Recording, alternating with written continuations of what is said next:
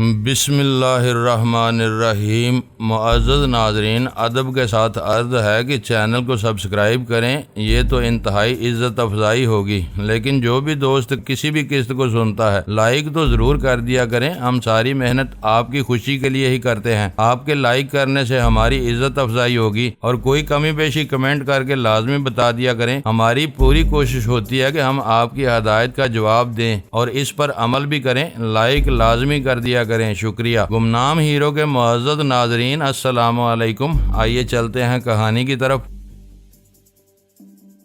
کوئی under ground تھا، کوئی ہتھیاروں کو یوں استعمال کرتا تھا جیسے کھلونا سمجھ کر کھیل رہا ہو، کوئی خالی ہاتھ لڑنے اور برتری حاصل کرنے میں مہارت حاصل کر چکا تھا۔ ان میں دھیرے دھیرے کیچوے کی چال چل کر بازی جیتنے والے فلاور لائک زیادہ تھے۔ دلاور خان ان تمام لوگوں کے ساتھ کلاس روم میں بیٹھا ہوا اپنے انسٹرکٹر کی باتیں غور سے سن رہا تھا۔ ان کے انسٹرکٹر آفیسر کا نام واسکو لائی تھا۔ وہ روسی زبان بولتا تھا، انگریزی کم جانتا تھا، اس لیے اٹک کر بول رہا تھا۔ میں اٹک کر اس کے دماغ میں پہنچ گیا۔ وہ اپنے ہاتھ میں سائمن دی گریٹ کا ایک خط پکڑے ہوئے تھا۔ اس خط کا متن یہ تھا کہ بکرے تیار ہیں، پاکستان میں عید نزدیک ہے، انہیں منڈی میں پہنچانے کی تاریخ جلد مقرر کرو ورنہ ہم دوسری پارٹی سے سودا کر لیں گے۔ اچانک میری خیال خوانی کا سلسلہ ٹوٹ گیا۔ مجھے یک بار کی تاریکی کا احساس ہوا۔ میں نے چونک کر دیکھا، میرے چاروں طرف اندھیرا چھا گیا تھا۔ تب مجھے احساس ہوا میں بہت دیر سے خیال خوانی کر رہا ہوں، اتنی دیر سے کہ رات ہو چکی ہے، اور ڈاکٹر شیفرڈ جو لائٹ آن کر گیا تھا وہ اچانک بجھ گئی ہے۔ میں نے کان لگا کر سنا۔ مجھے یوں محسوس ہوا جیسے میرے علاوہ بھی کوئی موجود ہے۔ میں نے ہولے سے آواز دی، ڈاکٹر کیا تم ہو؟ میری بات ختم ہوتے ہی جیسے کمرے میں کوئی بلا نازل ہو گئی ہو۔ ٹھیک میرے سینے پر ایک لات پڑی تھی، اس نے فلائنگ کک ماری تھی۔ میں لڑکھڑا کر صوفے پر گرا۔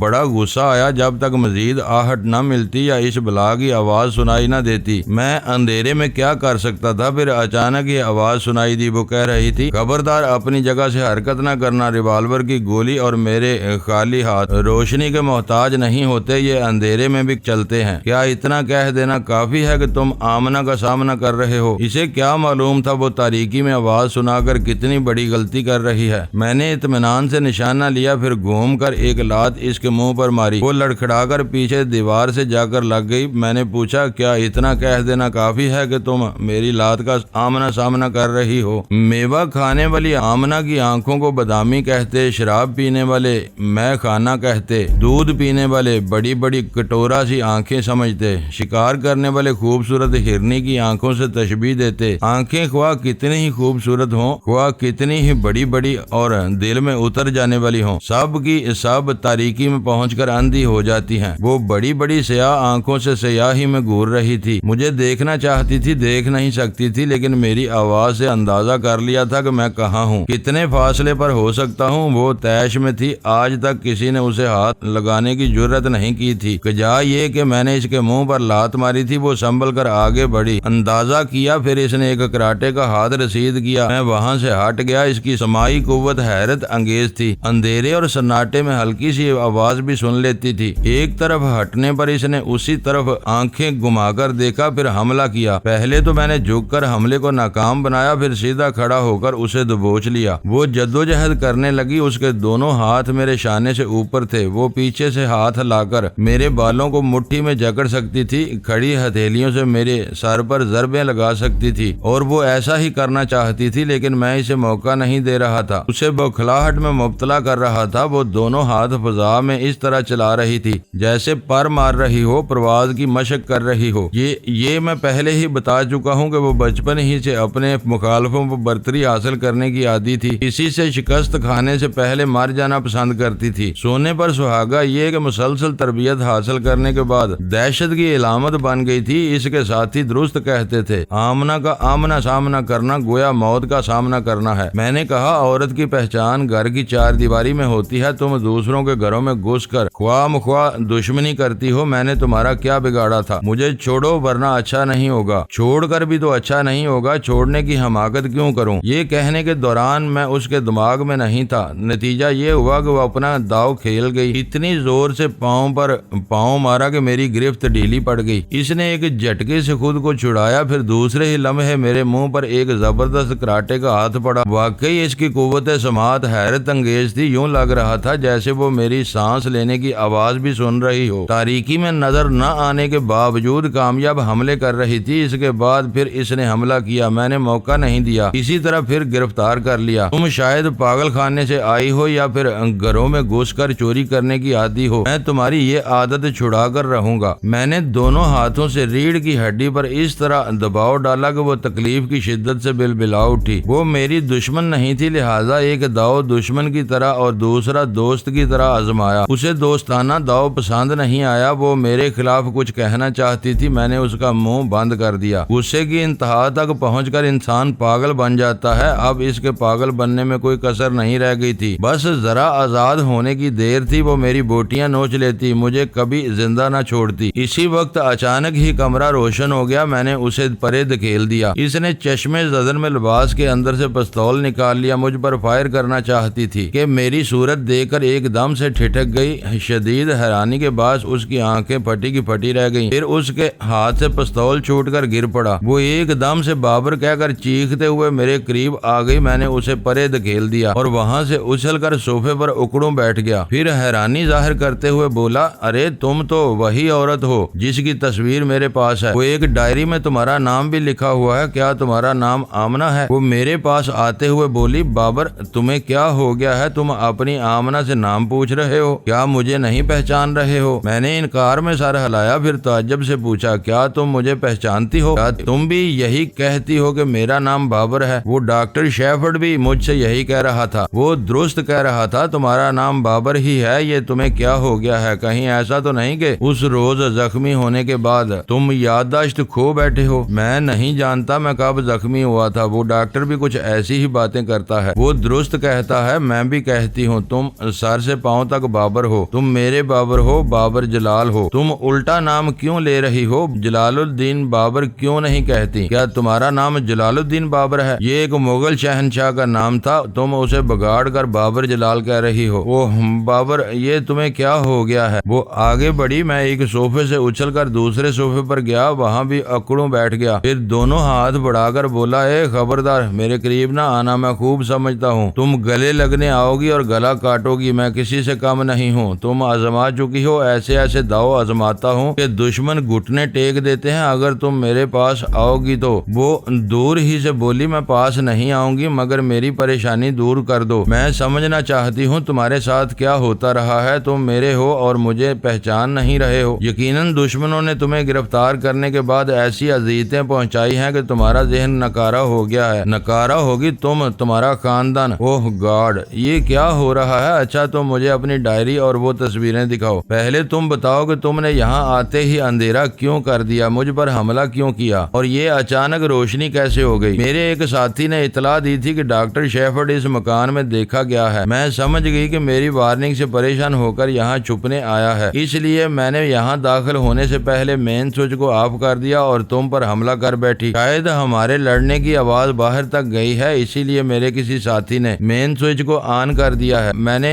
बाबर जलाल का तमाम सामान निकाल कर इसके सामने रख दिया। वो उसे देखते हुए बोली, क्या इन चीजों को देखकर भी तुम्हें यकीन नहीं आता कि तुम बाबर जलाल हो? ये तुम्हारा सामान है, इसीलिए तुम्हारे पास है। अगर तुम्हारा सामान मेरे पास आ जाए तो क्या मैं आमना खातून बन जाऊंगा? अच्छा ये बताओ तुम कौन हो? अगर ये मुझे मालूम होता तो परेशान क्यों होता? तुम यहाँ कैसे पहुँचे? मुझे कुछ पता नहीं, मैं बेहोश था। जब होश में आया तो डॉक्टर के क्लिनिक के सामने पड़ा हुआ था। क्लिनिक के लोगों ने मुझे उठाकर अंदर पहुंचाया। वहाँ डॉक्टर शेफर्ड ने मुझे देखते ही बाबर कहा। तुम भी मुझे देखते ही बाबर कह रही हो? और वो लोग भी मुझे बाबर कहते थे, तरह तरह की बातें पूछते थे और मुझ पर जुल्म करते थे। वो कौन लोग थे? मैं क्या बताऊं कौन थे? जब मैं अपने आप को नहीं पहचान रहा तो दुश्मनों को कैसे पहचान सकता हूँ? वो गुस्से से मुठ्ठियां भींचकर बोली, मैं समझ गई, वो मास्टर की सिंडिकेट के आदमी होंगे। मैं एक एक को चुन चुन कर कत्ल करूंगी, इसके पूरे सिंडिकेट को तबाह कर दूंगी। मैंने उसकी सोच में कहा, लेकिन मैं तो पाकिस्तान जाने वाली हूँ। वो सोच में पड़ गई بھائی کیا کرے، اسے اتنا غصہ آ رہا تھا کہ اپنے محبوب کے دشمنوں سے انتقام لیے بغیر سکون حاصل نہیں کر سکتی تھی، لیکن سائمن دی گریٹ نے آج رات ایک طیارے میں اس کے لیے سیٹ ریزرو کروا دی تھی، اس کے ساتھ کچھ اور لوگ بھی جا رہے تھے۔ اس نے سوچا سائمن دی گریٹ ٹھیک کہتا ہے، مجھے غصہ نہیں کرنا چاہیے، اپنے دماغ کو بعض حالات میں ٹھنڈا رکھ کر دشمنوں کو نظر انداز کر دینا چاہیے، پھر کسی دوسرے وقت ان سے نبٹنا چاہیے۔ لہٰذا میں بابر کو اپنے ساتھ پاکستان لے جاؤں گی تاکہ یہ دشمنوں سے محفوظ رہے، ویسے بھی اس کے بغیر نہیں رہ سکتی اور یہ میرے بغیر نہیں رہ سکتا۔ پھر اس نے سوچا لیکن یہ میرے بغیر بھی تو مطمئن نظر آ رہا ہے، کہیں میں دھوکہ تو نہیں کھا رہی ہوں، ہو سکتا ہے یہ بابر سے مشابہت رکھتا ہو، مجھے توجہ سے دیکھنا چاہیے۔ وہ توجہ سے مجھے دیکھنے لگی، میں اسے دیکھ رہا تھا، پھر وہ چونک کر سوچنے لگی، ہاں اس پر تو میں نے دھیان ہی نہیں دیا تھا، اس کی آواز بابر جیسی نہیں ہے۔ اس کے تیور بدل گئے، وہ گور کر بولی، تم کون ہو؟ میں نے ایک دم سے خوش ہو کر پوچھا، اس کا مطلب یہ ہے کہ میں بابر نہیں، تم تسلیم کرتی ہو، تمہاری آواز اس کی طرح نہیں ہے۔ میں یہ تو نہیں جانتا کہ تمہارے بابر کی آواز کیسی تھی، ویسے میرے گلے کا آپریشن کیا گیا تھا، یہ دیکھو۔ میں نے تھوڑی کے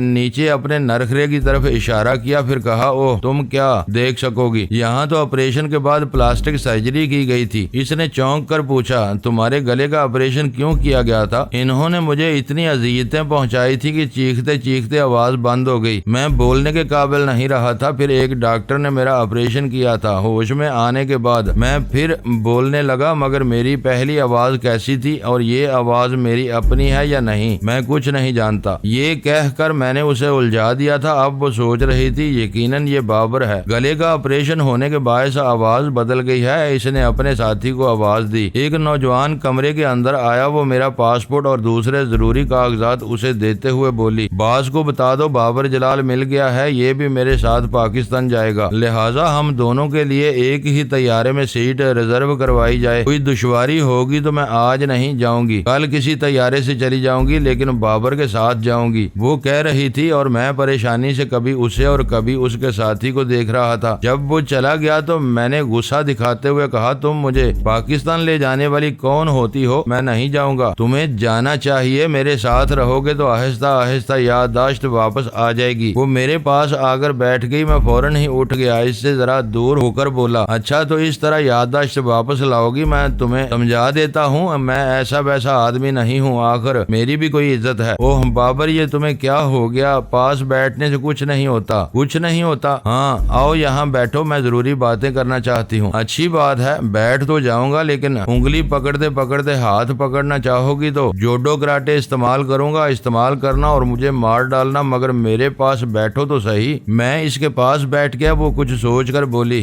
کیا تم مان رہے ہو؟ تھوڑی دیر پہلے لڑتے وقت اتنے شرمیلے اور پارسا نہیں تھے، وہ لڑائی تم نے شروع کی تھی۔ میں پرائی عورتوں کو ہاتھ لگانا گناہ سمجھتا ہوں، لیکن ہاتھا پائی کا مطلب یہی ہے کہ ہاتھ سے ہاتھ لگے، پاؤں سے پاؤں۔ اگر تمہاری آنکھوں میں ذرا بھی حیا ہے تو تمہارے ہونے والے شوہر کی قسم، تمہارے ہونے والے بچوں کی قسم، آئندہ مجھ سے ہاتھا پائی نہ کرنا، یہ شریف زادیوں کو زیب نہیں دیتا۔ وہ پریشانی سے مجھے دیکھ رہی تھی، سوچ رہی تھی میرے بھی کیا نصیب ہے، بہار سے بنگال تک، بنگال سے پیرس تک، آگ اور خون کا دریا پار کرتے کرتے تمام رشتہ دار کٹ مر گئے۔ ایک محبوب ہے جو آنکھوں کے سامنے ہوتے ہوئے بھی اپنا نہیں ہے، یہ کب تک خود کو نہیں پہچانے گا؟ مجھے بھی نہیں پہچانے گا۔ پہچان کے بغیر محبت نہیں ہوتی، اجنبیت ہوتی ہے، یہ ہمارے درمیان آدھی پہچان ہے۔ میں پہچان رہی ہوں، یہ نہیں پہچان رہا ہے، میں کیا کروں؟ کیا کسی بہت ہی تجربہ کار ڈاکٹر سے اس کا علاج کراؤں؟ یہ سوچتے ہی وہ ٹیلی فون کے پاس گئی، پھر ریسیور اٹھا کر نمبر ڈائل کیے۔ تھوڑی دیر بعد سائمن دی گریٹ کے دستے راست کی آواز سنائی دی۔ اس نے کہا، میں آمنہ ہوں اور باس سے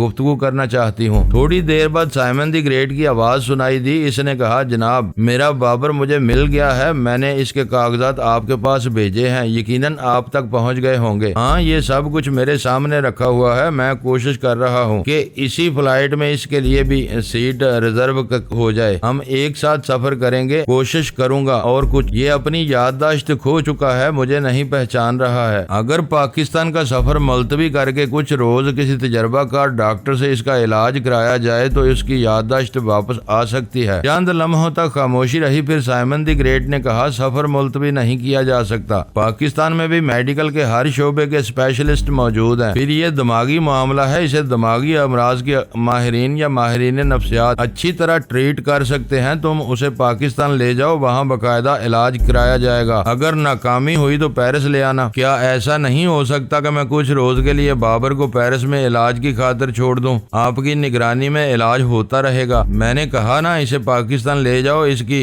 لاسٹ میموری والا کیس ہمارے لیے فائدہ مند رہے گا۔ یہ جس جگہ علاج کے لیے بھیجا جائے گا وہاں بھی ہم اپنا الو سیدھا کریں گے۔ کیا آپ کیا کہنا چاہتے ہیں؟ تم اسے لے کر جاؤ، پھر جو منصوبہ بندی ہوگی اس کا تمہیں علم ہو جائے گا۔ وہ ریسیور رکھ کر مجھ سے بولی، چلو۔ میں نے تعجب سے پوچھا، کہاں چلوں؟ تم میرے ساتھ پاکستان جاؤ گے، زیادہ سوالات نہ کرو، میں تمہاری کھوئی ہوئی یادداشت واپس لاؤں گی۔ وہاں سے سائمن دی گریٹ کے ٹی ٹی سینٹر میں جانے کا بڑا فائدہ ہوتا، میں وہاں قریب سے ان کے سرگنا کو دیکھ سکتا تھا اور ان کے طریقہ کار کو سمجھ سکتا تھا، لیکن ایسا تو میں خیال خوانی کے ذریعے بھی کر سکتا تھا۔ مجھے ایک بات کا اندیشہ تھا، وہ یہ کہ میں پہچانا جا سکتا ہوں۔ ایک تو آواز کے سلسلے میں آمنہ نے شبہ ظاہر کیا تھا، اس کے لیے میں نے بات بنا دی تھی، لیکن میری آنکھیں بابر کی آنکھوں سے مختلف تھیں۔ یہی وجہ تھی کہ میں نے اب تک آمنہ کو اپنے قریب آنے کا موقع نہیں دیا تھا۔ وہ پاس بیٹھی ہوتی تو اسے آنکھوں میں جھانکنے کی مہلت نہیں دیتا تھا۔ اگر وہ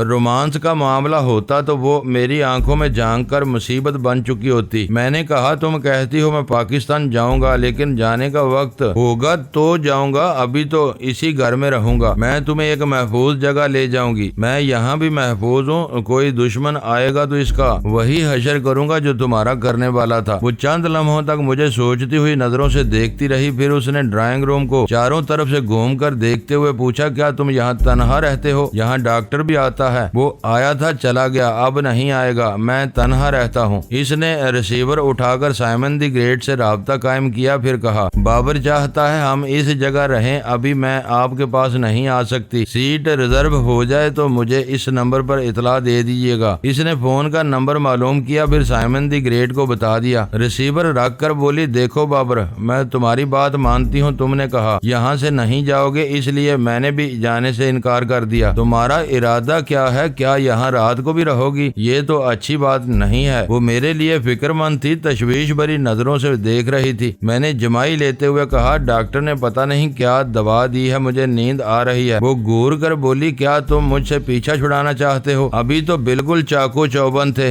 مجھ سے دو ہاتھ بھی کیے تھے، اور اب اچانک ہی جمائی لینے لگے۔ میں نے اٹھتے ہوئے کہا، تم مجھے جھوٹا سمجھ رہی ہو، میں ابھی تمہیں سو کر دکھاتا ہوں۔ میں وہاں سے چلتا ہوا بیڈ روم میں آیا، وہ بھی میرے پیچھے پہنچ گئی۔ میں نے بستر پر بیٹھتے ہوئے کہا، یہ چھوٹا سا کاٹیج ہے، یہاں دوسرا بیڈ روم نہیں ہے، تم فلائٹ کے وقت تک ڈرائنگ روم میں گزارا کر سکتی ہو۔ میں لیٹ گیا، وہ آہستہ آہستہ چلتے ہوئے میرے پائنتی آئی، پھر فرش پر گھٹنے ٹیک دیے، دونوں ہاتھوں سے میرے پاؤں کو تھام کر بولی، تمہیں کچھ یاد نہیں آ رہا ہے؟ تم مجھے کیا یاد دلانا چاہتی ہو؟ ذرا دماغ پر زور ڈالو، سوچو ہم کن حالات میں ایک دوسرے سے بچھڑ گئے تھے، کن حالات میں۔ جب یہاں شادی کرنے آئے تھے تو ہمارے ساتھ ٹی ٹی سینٹر کے 4 ساتھی تھے، ہم نے ایک ہوٹل میں اپنے لیے کمرہ کرایا تھا، پھر ایک مسجد میں جا کر نکاح پڑھوایا تھا۔ ہمارے دلوں میں کتنے ارمان تھے، ہماری آنکھوں میں کتنے سپنے بھرے ہوئے تھے، ہر خواب کی تعمیر ہمارے سامنے تھی، لیکن ہمارے سامنے دشمن آ گئے اور ہم بچھڑ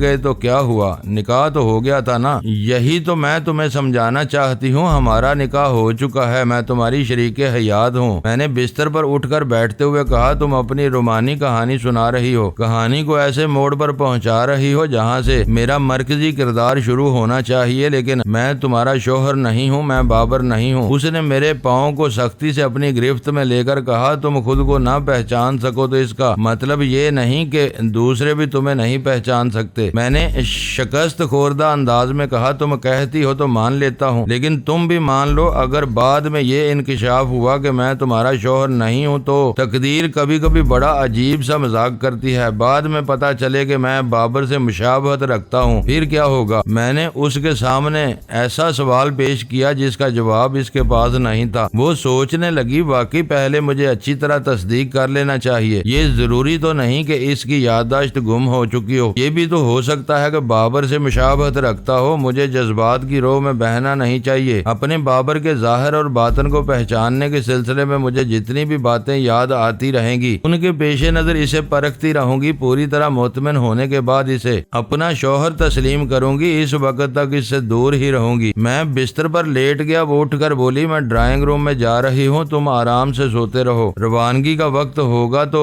جگا دوں گا۔ وہ چلی گئی تو میں نے اطمینان کی سانس لی۔ ویسے اس کا دماغ کہہ رہا تھا کہ تھوڑی دیر بعد پھر آ کر دیکھے گی کہ میں سو رہا ہوں یا بہانہ کر رہا ہوں۔ میں نے آنکھیں بند کر لی۔ خیال خوانی کا ارادہ نہیں تھا، اس کی ضرورت بھی نہیں کیا تھی، جبکہ میں دہشت گردوں کے ساتھ ہی یہاں سے سفر کرنے والا تھا اور ان کے ساتھ ہی پاکستان میں سامنا ہونے والا تھا۔ اس کہاوت میں کوئی شبہ نہیں کہ چور چوری سے جاتا ہے، ہیرا پھیری سے نہیں جاتا۔ میں خیال خوانی سے مجبور تھا۔ ایک ذرا پرواز کی اور سائمن دی گریٹ کے دماغ سے معلوم کر لیا کہ رات 2 بجے کی فلائٹ سے میرے لیے سیٹ ریزرو ہو چکی ہے۔ اس وقت 8:25 ہوئے تھے۔ میں نے اپنے دماغ کو ہدایت دی کہ 4 گھنٹے تک آرام سے گہری نیند سوتا رہوں گا۔ اگر کوئی کمرے میں آئے یا کوئی غیر معمولی بات ہو تو آنکھ کھل جائے گی۔ چونکہ آمنہ کمرے میں نہیں آئی تھی، دروازے سے ہی مجھے دیکھ کر مطمئن ہو گئی تھی، اس لیے میں 4 گھنٹے کی اطمینان سے نیند پوری کرتا رہا۔ رات کے 2:30 بجے ہم طیارے میں سفر کر رہے تھے۔ میں نے حتی الامکان سائمن دی گریٹ وغیرہ سے کترانے کی کوشش کی تھی۔ ایئرپورٹ پر اس سے سامنا نہیں ہوا تھا۔ آمنہ میری طرف دیکھ کر بات کرتی تو میں محسوس کرتا جیسے وہ میری آنکھوں سے آنکھیں ملا رہی ہو۔ ایسے وقت خیال خوانی کے ذریعے اس کی نظریں نیچی کر دیتا تھا یا اس کے دماغ کو اپنی آنکھوں کے متعلق سوچنے کا موقع نہیں دیا تھا۔ وہ میری آنکھوں میں جھانک کر میرے اور بابر کے درمیان فرق کو سمجھ سکتی تھی، اور میں یہ نہیں چاہتا تھا کہ اگر وہ مجھے ایک اجنبی سمجھ لیتی تو کبھی اپنی مہم میں ساتھ نہ لے جاتی۔ جانے کو تو میں تنہا بھی جا سکتا تھا، لیکن بابر کے روپ میں رہ کر آمنہ کے ساتھ ہی جانا زیادہ مناسب تھا۔ ایسے دہشت گردوں کی ایک طویل فہرست ہے جو پاکستان سے تعلق رکھتے ہیں اور پاکستان میں تخریبی کارروائیاں کرنے کے لیے تربیت حاصل کر رہے ہیں۔ جو دہشت گرد میرے ساتھ سفر کر رہے تھے اور دوسری رات بھی الباما ٹی ٹی سینٹر اور ماسٹر کی سینڈیکیٹ سے روانہ ہونے والے تھے، ان سب کی فہرست بڑی طویل ہے۔ اگر میں بیک وقت ان کا ذکر کروں تو یہ قارئین کے ذہن میں محفوظ نہیں رہ سکیں گے۔ البتہ جیسے جیسے یہ کردار میری داستان میں آئیں گے میں ان کا ذکر کرتا جاؤں گا۔ فی الحال اس طیارے میں میرے ساتھ جو سفر کر رہے تھے ان میں آمنہ کے علاوہ ایک جانو تھا۔ یہ پاکستان پہنچتے ہی سرحد کی طرف جانے والا تھا۔ دوسرا منصور دادا تھا، یہ پنجاب کے لیے روانہ کیا گیا تھا۔ اس کے بعد وہاب لاکھن تھا، اسے حکم دیا گیا تھا کہ کراچی پہنچ کر 2 دن وہاں آرام کرے، کیونکہ افغانستان اور روس کے درمیان سرحدی علاقے بہرام علی کی دہشت گرد تنظیم سے 3 نئے ساتھی کراچی پہنچنے والے تھے۔ ان میں سے ایک حیات محمد، دوسرا سراج آدم اور تیسری روزینہ جمال تھی۔ وہاں لاکھن سے کہا گیا تھا کہ وہ ان تینوں کے ساتھ سندھ کے اندرونی علاقے میں چلا جائے۔ وہاں سے وہ کہاں جائیں گے یہ انہیں بعد میں رہنمائی حاصل ہونے والی تھی۔ ہمارے ساتھ اس سفر میں ایک نہایت ہی ذہین اور قابل عورت گلزار بیگم تھی۔ اس نے انگلش لٹریچر میں MA آنرز کیا تھا، پھر سیاسیات پڑھنے لگی۔ اس کے بعد سائمن دی گریٹ کے ساتھ ہو گئی۔ سائمن اس کی ذہانت اور علمیت سے بہت متاثر ہوا۔ اس نے انگلینڈ میں اس کی رہائش کا بندوبست کیا، اس کی سرپرستی کی۔ وہاں رہ کر گلزاری بیگم نے وکالت پاس کی۔ اب پاکستان میں پریکٹس کے بہانے سائمن دی گریٹ کی اعلی کار بن کر جا رہی تھی۔ دہشت گردوں کی تنظیم میں آوارہ اور سستا ذوق رکھنے والوں کی تعداد بہت کم ہوتی ہے۔ ایسے لوگوں کو بحالت مجبوری صرف لڑنے مرنے کے لیے رکھا جاتا ہے، ورنہ اس قسم کی تنظیم میں زیادہ تر نہایت ہی تعلیم یافتہ، ذہین اور مختلف شعبوں کے ماہرین ہوتے ہیں۔ موجودہ ٹیم میں مجھ کو یعنی بابر کو اور آمنہ کو ریزرو اعلی کار کے طور پر رکھا گیا تھا۔ ہمیں ضرورت کے وقت کسی بھی علاقے میں بھیجا جا سکتا تھا۔ ہم کراچی پہنچ گئے۔ میں نے ایک طویل عرصے کے بعد پاک وطن کی زمین پر قدم رکھا تھا اور خوشی سے چاروں طرف دیکھتے ہوئے گہری گہری سانس لینے لگا، گویا ہواؤں کی، مٹی کی خوشبو کو اور پاک فضاؤں کو اپنی سانسوں میں جذب کرنا چاہتا ہوں۔ اپنا وطن پھر اپنا وطن ہوتا ہے۔ یہاں کے ایک نظارے کو دنیا جہان کے خوبصورت نظاروں پر ترجیح دی جا سکتی ہے۔ ہمیں بتا دیا گیا تھا کہ وزٹر لابی میں ایک شخص نیلے سوٹ میں ملبوس ملے گا۔ اس نے نیلے سوٹ کے ساتھ سیاہ نیکٹائی پہن رکھی ہوگی۔ وہ ہمیں دیکھ کر جیب سے رومال نکالے گا اور اپنے چہرے پر یوں پھیرے گا جیسے پسینہ پونچھ رہا ہو۔ دوسری طرف اس شخص کو بتا دیا گیا تھا کہ ہماری 6 افراد پر مشتمل جو ٹیم کراچی پہنچ رہی ہے، اس کا ہر فرد کس قسم کے لباس میں ہوگا، لہٰذا وہ ہمیں دیکھ کر اپنی جیب سے رومال نکالنے کے بعد چہرے پر پھیرنے لگا۔ گلزاری بیگم ہم سے مقابلے میں زیادہ ذہین، تعلیم یافتہ اور زیادہ موقع شناس تھی۔ اس نے آگے بڑھ کر سرگوشی کے انداز میں کوڈ ورڈز دہرائے۔ جواب میں اسی شخص نے بھی کوڈ ورڈز ادا کیے۔ ہم نے اس سے مصافحہ کیا۔ اس نے کہا، مسٹر بابر بابر اور مسز آمنہ بابر ہیں، آپ لوگوں کو کار نمبر اور رنگ بتا رہا ہوں، آپ اس کار میں جا کر بیٹھ جائیں۔ مسٹر بابر، آپ اپنی جیب پر یہ بیج لگا لیں، اس بیج کے ذریعے وہ میزبان جو کار کے پاس کھڑا ہوا ہے آپ کو پہچان لے گا۔ میں نے اس بیج کو لے کر سینے پر جیب کی جگہ لگا لیا۔ ہماری ٹیم کا ایک جوان جانو اور دوسرا منصور دادا سرحد اور پنجاب جانے کے لیے ہم سے الگ ہو گئے۔ ہمارے استقبال کرنے والے میزبان نے وہاب لاکھن سے کہا، تمہارے لیے کراچی ہوٹل کا کمرہ نمبر 16 ریزرو کرا دیا گیا ہے، اس کے ساتھ 3 کمرے کل سے خالی ہو جائیں گے، وہاں تمہارے باقی 3 ساتھی حیات محمد، سراج آدم اور روزینہ جمال جو کل تک پہنچنے والے ہیں ٹھہریں گے۔ پھر اس نے گلزاری بیگم کو دیکھ کر مسکراتے ہوئے ادب سے کہا، بیگم صاحبہ آپ میری مہمان ہیں،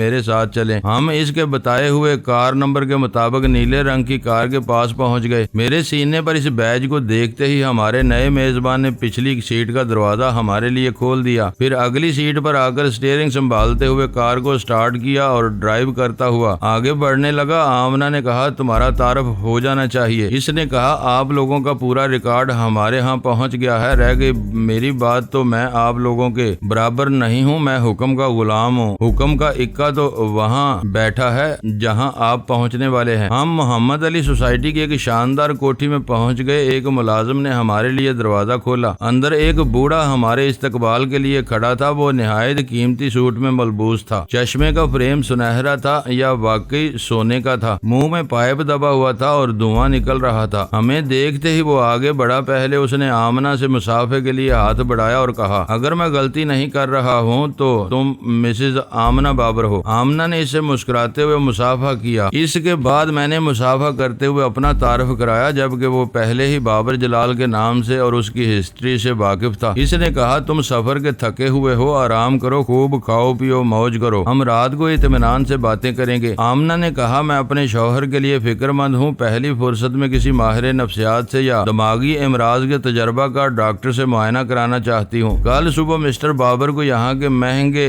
7th ڈے میں لے جایا جائے گا۔ دوپہر کو ہم نے آرام کیا، میں خلاف عادت گہری نیند سو گیا۔ کسی طرح کی خیال خوانی کی قطعی ضرورت نہیں تھی۔ ضرورت اس لیے نہیں تھی کہ ایک تو میں نے رسونتی سے کہہ دیا تھا کہ اسے میری ضرورت ہو تو وہ کسی وقت بھی رابطہ قائم کر لیا کرے، دوسرے یہ کہ میں میدان عمل میں تھا اور جو لوگ میدان عمل میں ہوتے ہیں وہ خیالوں کی دنیا سے نکل آتے ہیں۔ رات کو ہمارے ساتھ کھانے میں شریک ہونے کے لیے گلزاری بیگم پہنچ گئیں۔ پروگرام کے مطابق کھانے کے بعد ہم ایک بڑے سے کمرے میں آئے۔ وہ کمرہ ریکارڈ روم تھا، دیواروں سے لگے ہوئے ریکوں میں مختلف فائل اور ایسے بڑے بڑے لفافے نظر آ رہے تھے جیسے تصویریں رکھی ہوں، فلم کے ڈبے بھی تھے، ٹرانسمیٹر اور پروجیکٹر وغیرہ بھی نظر آ رہے تھے۔ دیوار پر ایک چھوٹا سا اسکرین تھا، اس سے ذرا فاصلے پر چند کرسیاں بچھی ہوئی تھی۔ ہم ان کرسیوں پر بیٹھ گئے۔ ہمارے بوڑھے میزبان کا نام مائیکل شوف تھا۔ وہ پروجیکٹر کے پاس جاتے ہوئے بولا، اسکرین پر جو کچھ نظر آئے اس کا تعلق تمہارے موجودہ مشن سے ہے، لہذا توجہ سے دیکھنا۔ کمرے کی بتی بجھ گئی، تاریکی چھا گئی، اسکرین روشن ہو گیا۔ ایک سلائیڈ کے ذریعے ایسا منظر نظر آ رہا تھا جیسے کسی عمارت کی تعمیر ہو رہی ہو۔ مائیکل شوف نے کہا، یہ عمارت اسلام آباد سے چند میل کے فاصلے پر تعمیر ہو رہی ہے۔ پاکستان ایٹمی توانائی کے میدان میں پہلا قدم رکھ رہا ہے۔ یہ ایٹمی ریسرچ انسٹی ٹیوٹ کی عمارت ہے۔ اس انسٹی ٹیوٹ کے لیے جن پاکستانی سائنسدانوں کی تقرری ہوئی ہے ان کے نام ہیں ڈاکٹر عبدالباقی۔ اس کے ساتھ ہی منظر بدل گیا اور ڈاکٹر عبدالباقی کی بڑی سی تصویر نظر آنے لگی۔ مائیکل شوف اس تصویر کو دکھاتے ہوئے ڈاکٹر عبدالباقی کی تعلیمی قابلیت کا ذکر کر رہا تھا۔ ڈاکٹر نے بیرونی ممالک میں رہ کر جن عالمی شہرت یافتہ سائنسدانوں کے ساتھ کام کیا تھا اور ان کے درمیان اپنی صلاحیت کو منوایا تھا، ان سب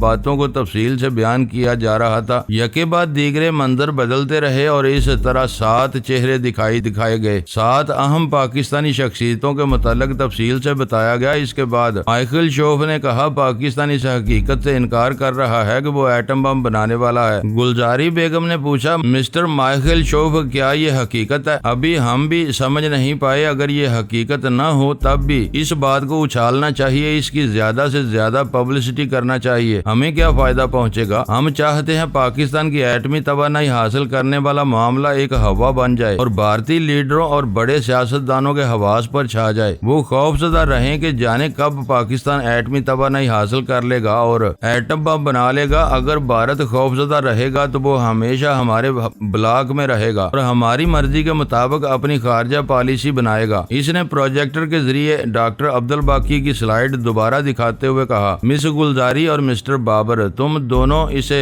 غور سے دیکھو اور اچھی طرح پہچان لو۔ ڈاکٹر عبدالباقی ان دنوں بیمار ہے اور یہاں کے اسپتال 7th ڈے کے اسپیشل کمرہ نمبر 6 میں ہے۔ ہم نے بابر کے لیے اسپیشل کمرہ نمبر 7 مخصوص کرا لیا ہے۔ کل بابر کو وہاں پہنچا دیا جائے گا اور مس گلزاری تم بابر کی وائف کی حیثیت سے وہاں رہو گی۔ آمنہ نے چونک کر پوچھا، لیکن بابر کی وائف تو میں ہوں۔ مائیکل شوف نے کہا، ڈرامہ سٹیج کرنے کے دوران کوئی کردار ادا کرتے وقت ایک ہیرو اگر کسی ہیروئن کا محبوب بنتا ہے تو کسی دوسرے ڈرامے میں وہ اسی ہیروئن کا باپ بن جاتا ہے۔ کردار بدلتے رہتے ہیں، کرداروں کی خاصیتیں بدلتی رہتی ہیں۔ مس گلزاری سچ مچ تمہارے شوہر کی بیوی نہیں بنے گی بلکہ بیوی کا رول ادا کرے گی۔ گلزاری بیگم نے کہا، بڑی گڑبڑ ہو جائے گی۔ کیسی گڑبڑ؟ میں نے کراچی بار ایسوسی ایشن کی ممبرشپ حاصل کرنے کے لیے فارم پر خود کو غیر شادی شدہ لکھا ہے۔ تم نے وہ فارم آج سے 3 ہفتے پہلے پیرس سے بھیجا تھا تاکہ یہاں پہنچنے سے پہلے بار ایسوسی ایشن کے ممبر بن سکو۔ جی ہاں، 3 ہفتے پہلے بھیجا تھا۔ پھر کیا مشکل ہے؟ تمہارا ایک جعلی نکاح نامہ تیار ہو جائے گا جس کی روح سے تم نے پچھلے ہی ہفتے شادی کی ہے۔ تمہارے شوہر کا نام بابر جلال ہے۔ یہ نکاح نامہ احتیاطاً اپنے پاس رکھو گی، بات بگڑے گی تو اسے ظاہر کیا جائے گا،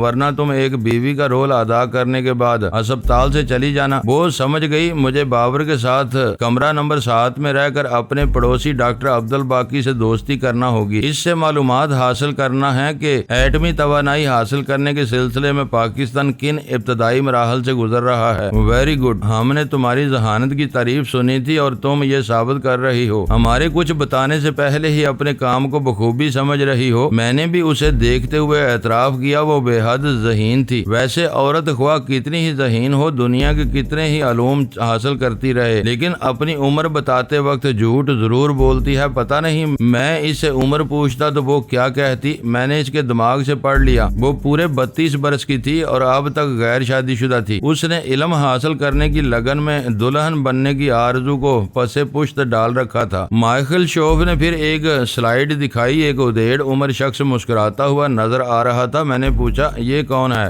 مائیکل شوف نے کہا، یہ ایک با اختیار افسر ہے اور مسز آمنہ بابر کا شکار ہے۔ پھر اس نے آمنہ کو مخاطب کرتے ہوئے کہا، اس شخص کا نام سلطان آبدی ہے، اس کی رہائش بلوچ سوسائٹی میں ہے، تم اسے کارواں کلب میں ٹریپ کر سکتی ہو، یہ ہر شام وہاں بلا ناغہ جاتا ہے، کل تمہیں کارواں کلب کی ممبرشپ کا کارڈ مل جائے گا۔ آمنہ نے گلزاری کو ناگواری سے دیکھا، پھر کہا، میں گلزاری بیگم کی طرح ذہین نہیں ہوں، مجھے بتا دو کیا کرنا ہے۔ مائیکل شوف نے کہا، تمہیں اس پر زیادہ محنت کرنے کی ضرورت نہیں ہے، اسے جلد ہی شیشے میں اتار سکتی ہو، یہ لالچی نہیں ہے، دولت کے پیچھے نہیں بھاگتا مگر حسن پرست ہے، تمہارے پیچھے ضرور بھاگے گا اگر یہ تمہارا دیوانہ بن جائے اور ہماری مرضی کے مطابق خبروں کو توڑ مروڑ کر اخبارات کے حوالے کرے اور جو چند اخبارات ہمارے مال امداد سے چل رہے ہیں انہیں سینسر کی زاد میں آنے سے بچاتا رہے تو اچھی بات ہے، ورنہ 2 دن کے بعد تم اسے ختم کر دو گی، پھر ہم اس کی جگہ اپنا آدمی لانے کی بھرپور کوشش کریں گے۔ دوسرے دن مجھے 7th ڈے اسپتال کے کمرہ نمبر 7 میں پہنچا دیا گیا، یعنی میرا کام یہی رہ گیا تھا کہ میں یادداشت گم ہونے والے ایک شخص کی طرح اپنا معائنہ کراتا رہوں، نفسیاتی علاج کے مراحل سے گزرتا رہوں اور کمرہ نمبر 7 میں اپنی عارضی دلہن سے لگاوٹ کی باتیں کرتا رہوں۔ وہ اپنے شکار کو پھانسنے کمرہ نمبر 6 میں جائے تو میں چپ چاپ لیٹا رہوں یا سوتا رہوں، لیکن میں آرام فرمانے کے لیے اور وقت بے وقت سوتے رہنے کے لیے پیدا نہیں ہوا تھا۔ حضرت علامہ اقبال کے ارشاد کے مطابق، جھپٹنا پلٹنا، پلٹ کر جھپٹنا لہو گرم رکھنے کا ہے ایک بہانہ، میری عادت ہے۔ تو آئیے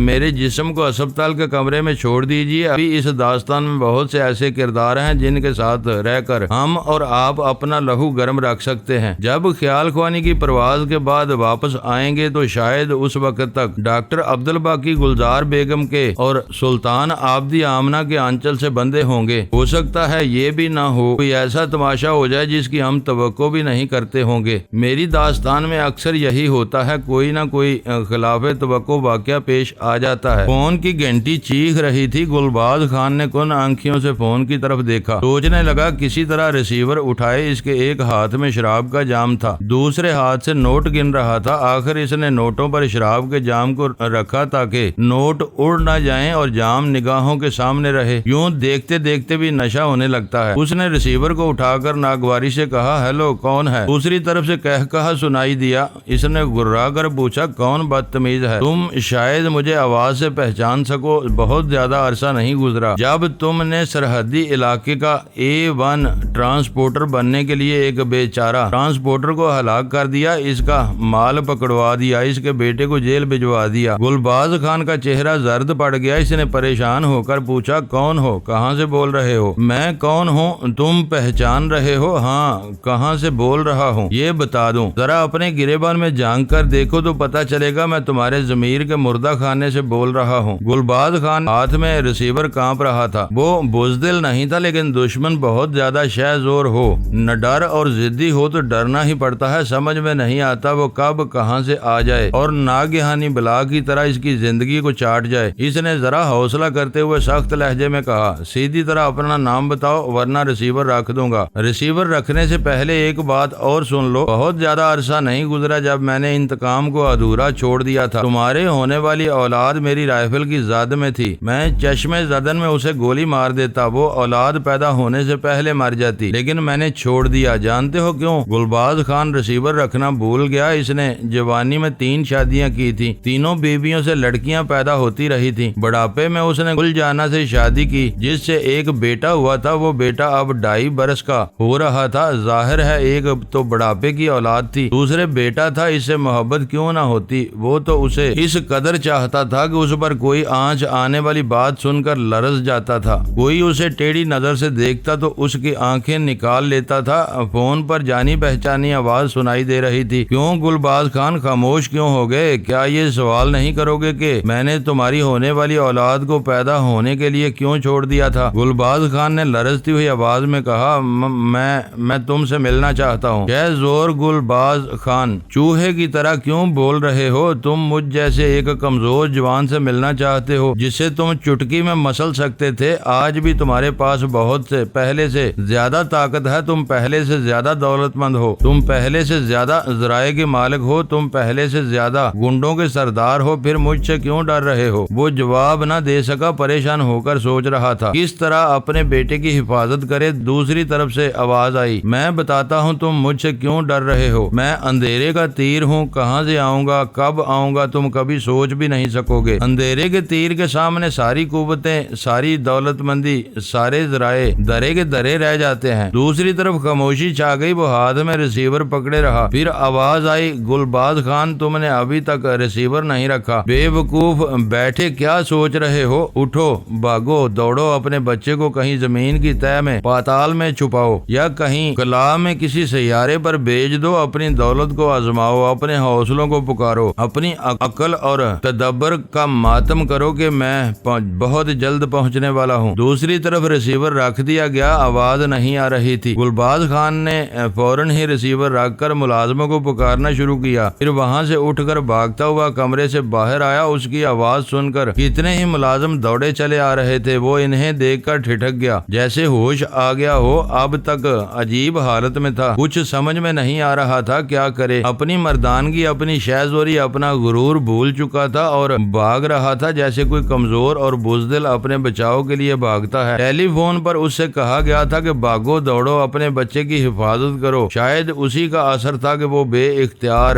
باہر چلا آیا تھا، اور یہ بڑی حماقت کی بات تھی کیونکہ ٹیلی فون تو اس کے پاس ہی موجود تھا۔ وہ فون کے ذریعے اپنے بچے کی خیریت معلوم کر سکتا تھا۔ اس نے ایک خاص ماتحت سے کہا، فیض احمد ادھر آؤ۔ فیض محمد اس کے پیچھے کمرے میں آ کر سر جھکائے ہوئے ہاتھ باندھ کر کھڑا ہو گیا، پھر سوال کیا، خانہ آپ کچھ پریشان ہیں؟ اس نے ریسیور اٹھا کر ایک نمبر ڈائل کرتے ہوئے کہا، ہاں۔ وہ کمبخت واپس آ گیا۔ کون؟ گلباز خان اسے جواب نہ دے سکا۔ دوسری طرف فون پر رابطہ قائم ہو گیا تھا۔ اس نے کہا، ہیلو، ٹیلی فون ایکسچینج، میں خان گلباز خان بول رہا ہوں، مردان کے پولیس انسپیکٹر شہباز سے بات کرنا چاہتا ہوں، فوراً رابطہ قائم کرا دو، میں فون کے پاس بیٹھا انتظار کر رہا ہوں۔ اس نے ریسیور رکھ دیا۔ فیض محمد نے اپنا سوال پھر دہرایا، خانہ کون آ گیا ہے؟ کیا وہ آنے والا کچھ پریشانی کا سبب بن گیا ہے؟ ہاں، تمہیں یاد ہے اب سے 2.5 برس پہلے وہ چھوکرا دلاور خان ہمارے ہاتھ سے نکل گیا تھا۔ ہم مجبور تھے اس کے جیل سے رہا ہوتے ہی گولی نہیں مار سکتے تھے۔ نہ جانے اتنے عرصے تک وہ کہاں چھپا رہا۔ ابھی اچانک اس نے فون کیا تھا۔